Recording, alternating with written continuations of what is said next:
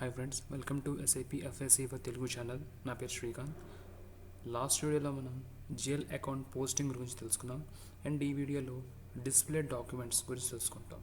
ఈ display documents అంటే ఏంటంటే మనం జిఎల్ అకౌంట్ ద్వారా ఏవైతే పోస్ట్ చేసామో డాక్యుమెంట్స్ వాటిని వ్యూ చేయడాన్ని డిస్ప్లే డాక్యుమెంట్స్ అంటాం.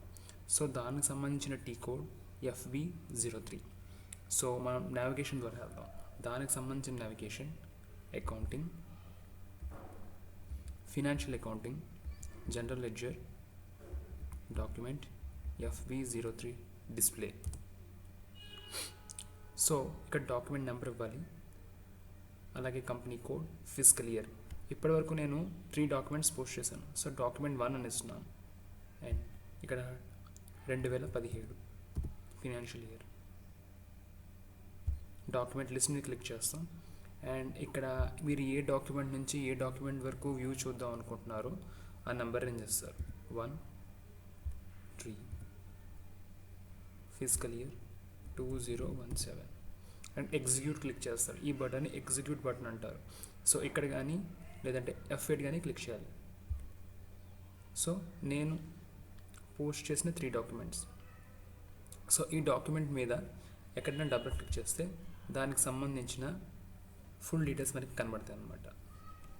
Okay, document number, company code, physical year, document date, posting date, period, first period, అలాగే currency, company code, item, line item 1 పోస్ట్కి, అలాగే అకౌంట్ నెంబర్, డిస్క్రిప్షన్,